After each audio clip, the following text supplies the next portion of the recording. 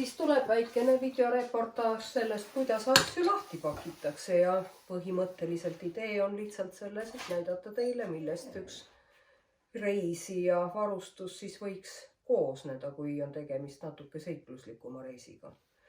Ja selgituseks veel juurde, et minul oli plaanis ratas rentida ja tänu sellele tuli ka minu kotivalik.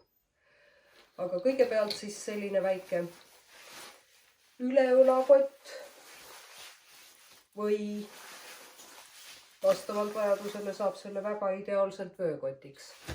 Pean seda väga heaks lahenduseks, sest siia mahub täpselt nii palju asju, et hädapärast linnas käia näiteks mingisuguseid toimetusi teha, rahakott, prillid, vanainimese asi, kõrvaklapid ja siin taga on veel kamm ja mõningad hügieenivahendid ja ongi kõik. Rohkem siia eriti sisse ei mahu ja polegi vaja.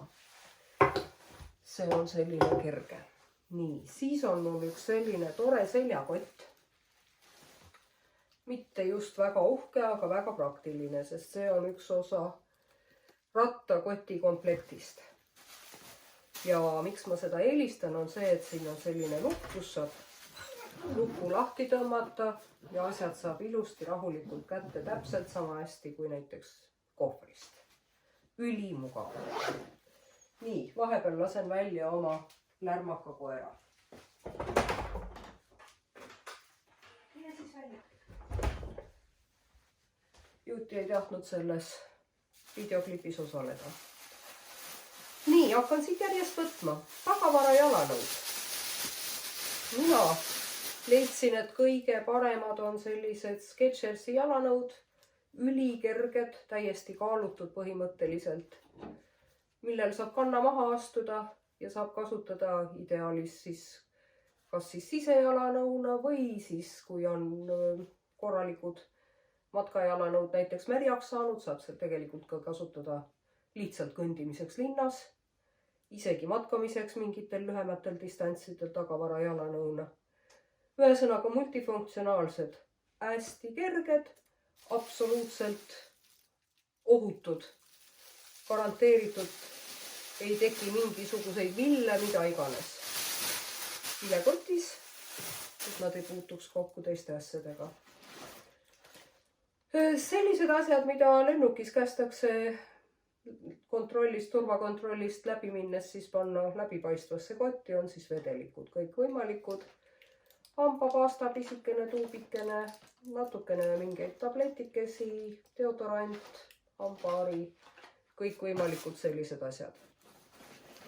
Siis eraldi kotikene selleks, et oleks kaasas vahetuspesu, sokid, trussikud, sellised asjad. Ja panin siis tegelikult kõike 3. Mida on arvestades 10-päevast reisi ja seda, et ma ainult telkida ei plaaninud, isegi nagu võib-olla ütleme, et palju võitu. Aga kuna maht kannatas, siis ma mõtlesin, et olgu peale. On nagu kindel. Siit tuleb välja üks teepakk, mille ma ostsin Maltal. Oleks võinud muidugi paar pakki ka kodust kaasa võtta, aga kuna ma ei võtnud kaasa matkapliiti ega söögivalmistamise varustust, siis ma tegelikult ei mõelnud selle peale, et ma peaksin mingit teepakke võtma. Nii, kindad. Kuna seal nüüd nii soe ka ei olnud, kerge müts.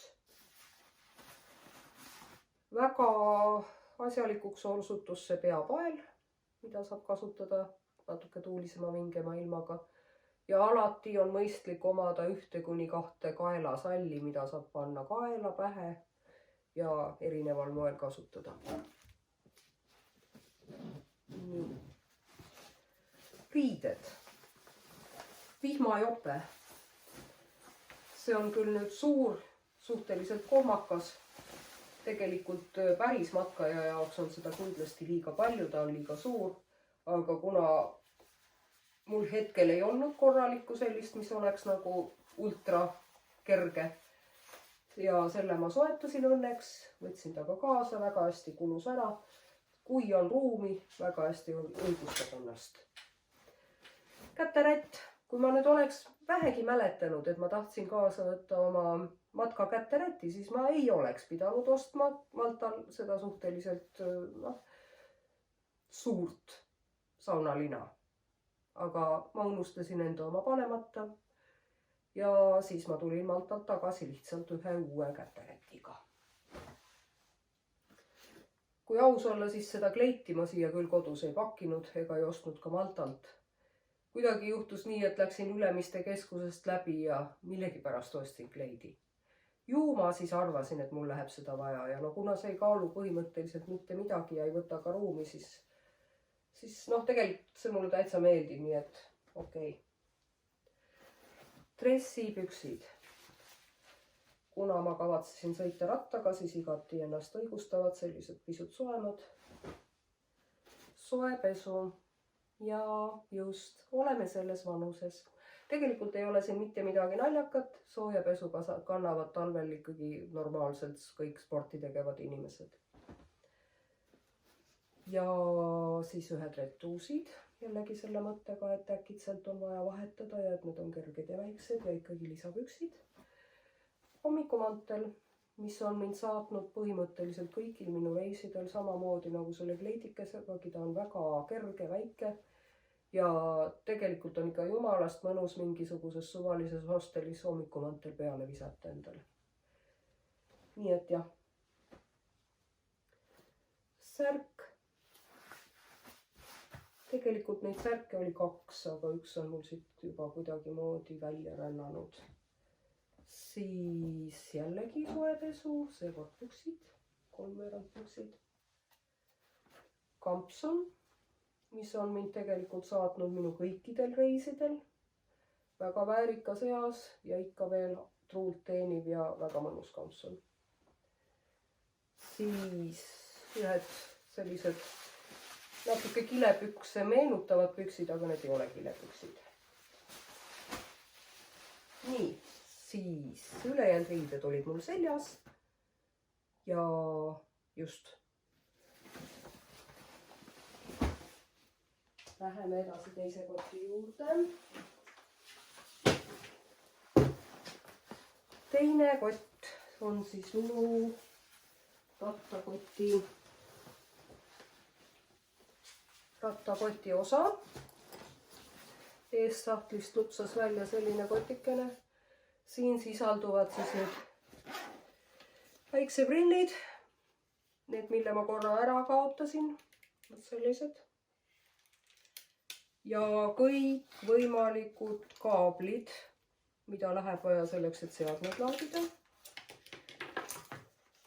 Adapterid. Kui ma oleksin selle taibanud kodust kaasa võtta, mul on siin üks ja kusjuures ka mu iPhone'i originaalots on selline, siis ma ei oleks pidanud 5 euro eest Maltalt veel ühte soetama. Aga jah, ma isegi ei tea, miks ma selle võtmata jätsin, ometi ma sellest mõtlesin. Huulepulk ja ripsmetuš. Tuli selline mõte, et äkki mul võiksid need kaasas olla ja ma isegi kasutasin. Kamm, veel mingisugused juuksekummid, väike asi, mida kasutan pendlina, kulub väga hästi ära, kui on vaja selgeks teha, kus parasjagu oleks mõistlikum magada või kuida pidi. Siis siin on akupank. Tegelikult see, mille ma alguses kaasa võtsin, oli oluliselt suurem. Aga kuna ma lasin ta märjaks saada, ja ma ei tea, kas see nüüd oli sellest tingitud, aga igatahes minu akupank lõpetas minuga koostöö, siis ma sealt hädapärast soetasin juurde sellise pisikese ja tegelikult oleks võinud selle ostuga tegemata jätta, sest selgus, et sellel on üks laadimisots vajalik, mida mul nende kaablite hulgas kaasas isegi ei olnud, et veel nagu mingisugune eraldi veel väiksem otsik. Ma ei ole veel jõudnud vaadata, kas mul koduste kaablite hulgas on sobiv, aga igatahes korra ma ta seal täis sain laadida ja selgus, et selle iPhone'i jaoks piisab sellest isegi mitte päris pooles ulatuses, nii et ta on tõesti üks selline hädapärane vahend. Šampoon ja palsam, mida ma sealt soetasin, ei olnudki plaanis neid kodust võtta. MacGyveri teip, mis tegelikult on absoluutselt must be, peab olema kaasas, ükskõik kui lühike või pikk on reis, kui see mingit matkaelementi sisaldab. Minul ei olnud. Jällegi soetasin sealt. Siis magamiskott. Kuna ma olin kindlalt otsustanud, et vähemalt mõned ööd ma telgin. Ja see on nüüd minu sulemagamiskott, mille temperatuur, mugavustemperatuur on ikkagi kuskil, ütleme 8 kuni 10 kraadi peal öötemperatuur. Et tegelikult seal ta oli suhteliselt mul piiripealne. Siis selline suhteliselt kobakas asi, millega on siis võimalik kaamera, mobiilikaamera siis kinnitada rinna peale ja siis teha seda seikluskaamera formaadis võtteid. Aga kuna minu iPhone ei ole seikluskaamera funktsiooniga, siis tuleb tunnistada, et enamalt jaolt need võtted olid ikka väga rappuvad. Aga noh, parem kui ei midagi. Kilekott, mis alati peaks olema mingi lisakilekott kaasas. Telk. Antud juhul on siin tegemist tegelikult pigem telgi mulaažiga, kuna telgi enda ma jätsin maha, sest ta läks katki. Aga selle telgi välimise koti ma otsustasin ikkagi ära tuua, sellepärast et ma leidsin, et sellega ma saan asju rattab külge kinnitada või ühesõnaga mulle tundus, et seda kotti ma veel kasutan. Ja kuna telki siin enam sees ei ole, siis on siin nüüd sees veepudel, mis osutus ülearuseks. Ma võtsin ta kaasa selle mõttega, et ma saan ratta peale panna, kui ma ratta rendin, ja siis selgus, et sellel rendirattal see pudelihoidja oli väiksem. Nii et ma tegelikult eriti seda pudelit ei kasutanud. Ja on siin sees minu õhkmadrats. Ei ole ka mitte kõige väiksem, ütleme niimoodi, et noh, selle mõõdu ja kaalu pärast, aga üldiselt ta on ennast väga hästi ikkagi õigustanud, nii et las ta siis olla. Igatahes on teda mugav täis puhuda ja tühjaks lasta. Siis vihmakate. See käib minu rattakottide peale, kuna rattakotid, need punased konkreetsed, ei ole vihmakindlad. Kulus ära. Padi. Noh, see on juba puhtalt mugavusvarustus tegelikult, aga jah. Kuna nagu ruumi jätkus, siis ma ikkagi tahtsin teda võtta, sest natuke mugavust võiks ju olla. See on siis täis puhtalt padi.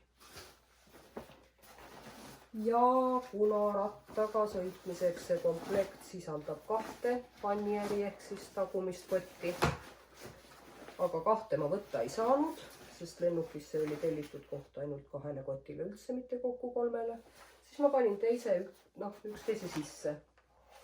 Nii et ma läksin nagu ikkagi selle teadmisega, et ma kasutan oma kotikomplekti 3-osalisena, nii nagu ta mõeldud on ja nii nagu ta ratta peal koos püsib.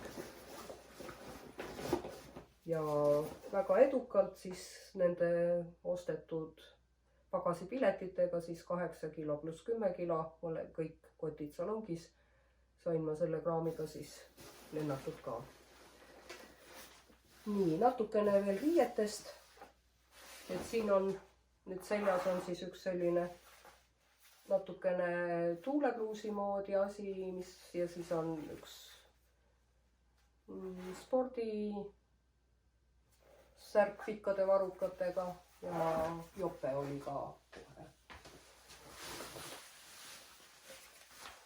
Ja selline kihiline riietus täiesti seal see noh, ütleme niimoodi, et 13, 14, 15, 16 kraadise temperatuuriga toimis. Saab järjest ära võtta, ei ole liiga palav. Ja tahan veel korraks näidata. Need on siis Merrelli, kui ma nüüd õieti hääldan, matkasaapad, mis on tegelikult enda maise teekonna lõpuni jõudnud, tald on põhimõtteliselt väga ära kulunud ja kui ma päris siiralt aus ütlen, siis on siin ka väike auk. Ja noh, ka ma ütleks, et nad kispuvad pisut haisema isegi vaatamata pesemisele. Aga kuna mul ei olnud midagi sellist, mis oleks sisse kantud ja mugav ja ilmastik ikkagi nõudis seda tüüpi saabast, siis nendega ma läksin ja seda ma ei kahetse. Et kindlasti ma ütlen seda, ükskõik mida te teete, jumal hoidku, ärge minge uute sisse kandmata jalanõudega.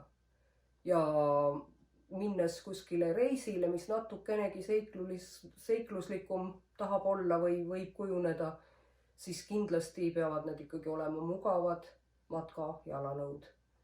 Et seda häda ei maksa küll ise endale tekitada, et te lähete mingeid kingi näitama kuhugi ja pärast on jalad villis. Vot, nii palju siis sellest varustusest ja tänud vaatamast.